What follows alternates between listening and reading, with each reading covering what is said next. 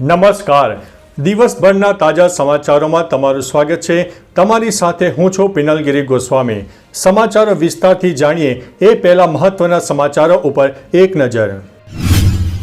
નમસ્કાર મિત્રો, મહત્વની હેડલાઇન્સ ઉપર નજર નાખીએ તો રાહુલ ગાંધી જેવા નમૂના રહેવા જોઈએ તેવું ઉત્તર પ્રદેશના મુખ્યમંત્રી યોગી આદિત્યનાથે જણાવ્યું છે. ત્યારે આગળ વાત થશે 2025નો ઉનાળો વધુ હોટ રહેશે, વાત જ કરી છે હવામાન વિભાગે. ત્યારે આગળ વાત થશે ટ્રમ્પની જાહેરાતથી ભારતમાં હાહાકાર મચી ગયો છે.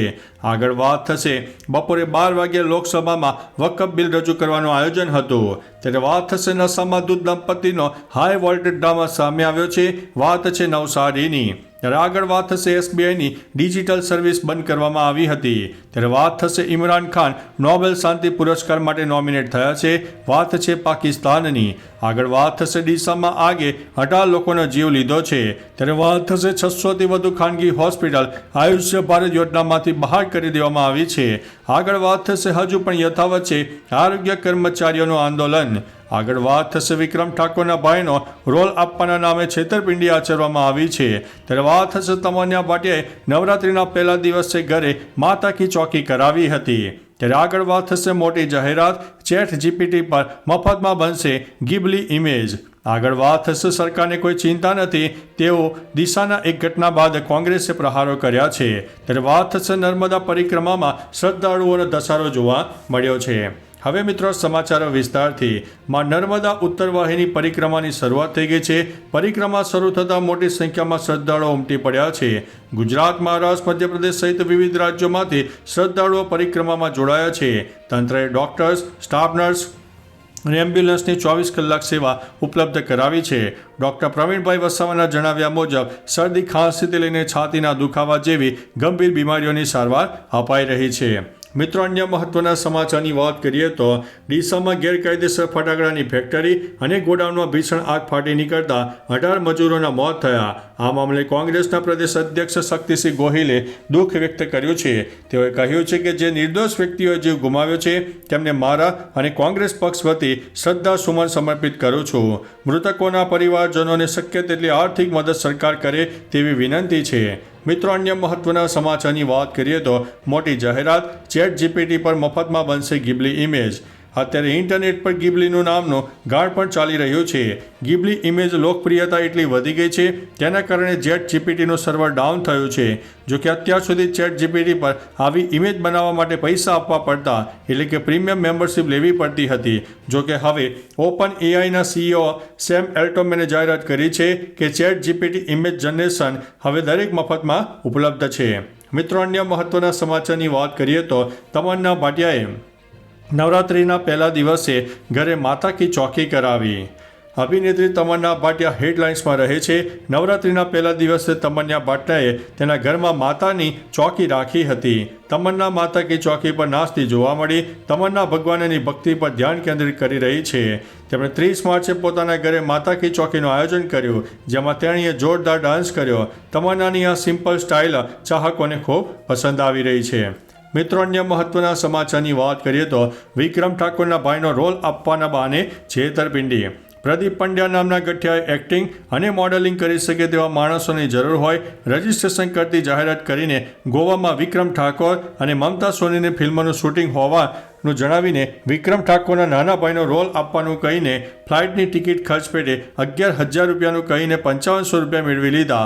આ અંગે છેતરપિંડી હોવાનું બહાર આવતા પોલીસે ગુનો નોંધીને તપાસ શરૂ કરી છે. મિત્રો, અન્ય મહત્વના સમાચારની વાત કરીએ તો હજુ પણ યથાવત છે આરોગ્ય કર્મચારીઓનું આંદોલન. ગુજરાતમાં આરોગ્ય કર્મચારીઓ પણ આંદોલન પર છે. આ આરોગ્ય કર્મચારીએ ગુલાબના ફૂલ સાથે વિરોધ કર્યો હતો. તેમણે સરકાર, પોલીસને પ્રતિકાત્મક રીતે ફૂલ અર્પણ કર્યા હતા. સત્યાગ્રહ છાવણી પર વિરોધ થયો. 17 માર્ચથી અચોક્કસ મુદતની હડતાળ પર વિરોધ કરી રહેલા આ આરોગ્ય કર્મચારીઓની અટકાયત થઈ છે. તેમની ગ્રેડ પે સુધારણા અને ટેકનિકલ કેડરમાં સમાવવા તેમજ ખાતાકીય પરીક્ષામાંથી મુક્તિ અપાવવા માંગ છે. મિત્રો, અન્ય મહત્વના સમાચારની વાત કરીએ તો 600થી વધુ ખાનગી હોસ્પિટલ આયુષ્ય ભારત યોજનામાંથી બહાર. આયુષ્ય ભારત પ્રધાનમંત્રી જન આરોગ્ય યોજના જે વર્ષ 2018માં શરૂ કરાઈ હતી તેના સંબંધમાં એક મોટી જાહેરાત પ્રકાશમાં આવી. સરકારી ડેટા અનુસાર આ યોજનાની શરૂઆતથી 600થી વધુ ખાનગી હોસ્પિટલોએ સ્વેચ્છાએ તેને નાપસંદ કરવાનો નિર્ણય લીધો છે. આ હોસ્પિટલોએ ચૂકવણીમાં વિલંબ અને ઓછા વળતર દર જેવા કારણો દર્શાવીને આ યોજનાથી પોતાને દૂર કરી લીધા છે. મિત્રો, અન્ય મહત્વના સમાચારની વાત કરીએ તો ડીસામાં ઢોવા રોડ પર આવેલી ગેરકાયદેસર ફટાકડાની ફેક્ટરી અને ગોડાઉનમાં ભીષણ આગ લાગી હતી. આ ઘટનામાં હવે માહિતી સામે આવી છે કે આગના કારણે 18 મજૂરોના મોત થયા છે. મૃતકોમાં 4 થી 5 કિશોર પણ સામેલ છે. 2 દિવસ પહેલા જ મજૂરો મધ્યપ્રદેશથી આવ્યા હતા, જેમને મોત મળ્યું છે. પ્રચંડ વિસ્ફોટથી ગોડાઉન ધરાશાયી થઈ ગયું. એફએસએલની ટીમ વિસ્ફોટ અંગે તપાસ કરી રહી છે. હાલ આ ફેક્ટરીનો માલિક ફરાર છે. મિત્રો, અન્ય મહત્વના સમાચારની વાત કરીએ તો ઇમરાન ખાન નોબેલ શાંતિ પુરસ્કાર માટે નોમિનેટ કરવામાં આવ્યા છે. પાકિસ્તાનની જેલમાં બંધ પૂર્વ વડાપ્રધાન ઇમરાન ખાનને ફરી નોબેલ શાંતિ પુરસ્કાર માટે નોમિનેટ કરાયા છે.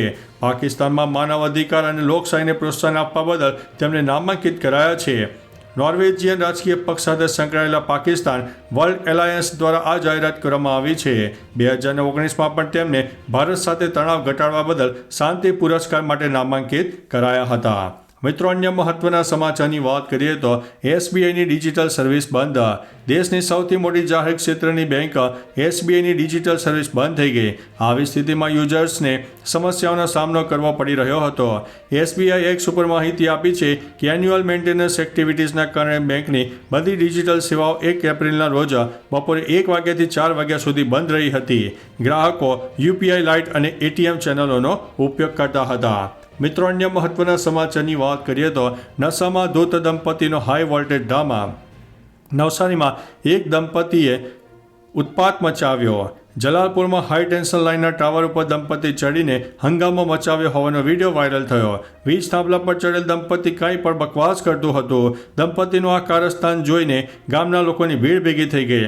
લોકોએ બહુ સમજાવ્યા હોવા છતાં દંપતી નીચે ઉતર્યું ન હતું. અંતે પોલીસને આ બનાવની જાણ કરવામાં આવી હતી. મિત્રો, અન્ય મહત્વના સમાચારની વાત કરીએ તો વકફ સુધારા બિલ 2 એપ્રિલે બપોરે 12 વાગે લોકસભામાં રજૂ કરવાનું આયોજન. લોકસભાના સ્પીકર ઓમ બિરલાએ આ અંગે ચર્ચા માટે 8 કલાકનો સમય ફાળવ્યો. જોકે વિપક્ષે આ અંગે 12 કલાકની ચર્ચાની માંગ કરી. સમાજવાદી પાર્ટીના સુપ્રીમો અખિલેશ યાદવે કહ્યું કે અમે બિલનો વિરોધ કરીશું. દરમિયાન ઉત્તર પ્રદેશના મુખ્યમંત્રી યોગી આદિત્યનાથે કહ્યું કે વકફમાં સુધારો એ સમયની માંગ છે. મિત્રો, અન્ય મહત્વના સમાચારની વાત કરીએ તો ટ્રમ્પની જાહેરાતથી ભારતમાં હાહાકાર. ટ્રમ્પે 2 એપ્રિલથી ભારત પર પારસ્પરિક ટેરિફ લાદવાની જાહેરાત કરી છે, જેના કારણે ભારતીય શેર બજારમાં ભારે ઉથલપાથલ થઈ ગઈ છે. સેન્સેક્સમાં 1200 પોઈન્ટનો ઘટાડો થયો છે, જ્યારે નિફ્ટીમાં 300 પોઈન્ટનો ઘટાડો જોવા મળ્યો છે. રોકાણકારોમાં ટેરિફ વોરનો ભય સ્પષ્ટપણે દેખાઈ રહ્યો છે અને તેઓ ભારે વેચાણ પણ કરી રહ્યા છે, જેના કારણે બજાર નીચે જઈ રહ્યું છે. આના કારણે રોકાણકારોને ભારે નુકસાનનો સામનો કરવો પડી રહ્યો છે. મિત્રો, અન્ય મહત્વના સમાચારની વાત કરીએ તો 2025નો ઉનાળો વધુ હોટ રહેશે. હવામાન વિભાગે વરતારો આપ્યો છે કે 2025ના એપ્રિલ-જૂન દરમિયાન સામાન્ય કરતાં વધુ ગરમીનો અનુભવ થાય તેવા કુદરતી પરિબળો સર્જાઈ રહ્યા છે. ખાસ કરીને મધ્ય અને પૂર્વ ભારતમાં હીટવેવના દિવસોની સંખ્યા પણ વધુ રહેવાની સંભાવના છે. સાથોસાથ હવામાનશાસ્ત્રીઓએ એવી પણ ચેતવણી આપી છે કે 2025ના ઉનાળામાં દેશમાં વીજળી વપરાશમાં 9થી 10% જેટલો વધારો થવાની પણ સંભાવના છે. મિત્રો, અન્ય મહત્વના સમાચારની વાત કરીએ તો ઉત્તર પ્રદેશના મુખ્યમંત્રી યોગી આદિત્યનાથે રાહુલ ગાંધીએ ટિપ્પણી કરી છે. સીએમ યોગીએ કહ્યું છે કે રાહુલ ગાંધીના ઈરાદાઓથી બધા વાકેફ છે. તે દેશની બહાર ભારતની ટીકા કરે છે. લોકો તેના સ્વભાવ અને ઈરાદાઓને સમજી ગયા છે. ભાજપ માટે રાહુલ જેવા કેટલાક નમૂના રહેવા જ જોઈએ. ભારતમાં મુસ્લિમો ખતરામાં નથી. જે દિવસે ભારતીય મુસ્લિમો પોતાના પૂર્વજોને સમજી જશે તે દિવસે બધાએ પોતાનો સામાન બાંધીને ભાગી જવું પડશે. તો ચાલો મિત્રો, ફરીથી દેશ અને દુનિયાના સુપરફાસ્ટ સમાચાર લઈને મળતા રહીશો. ત્યાં સુધી અમને રજા આપશો. નમસ્તે.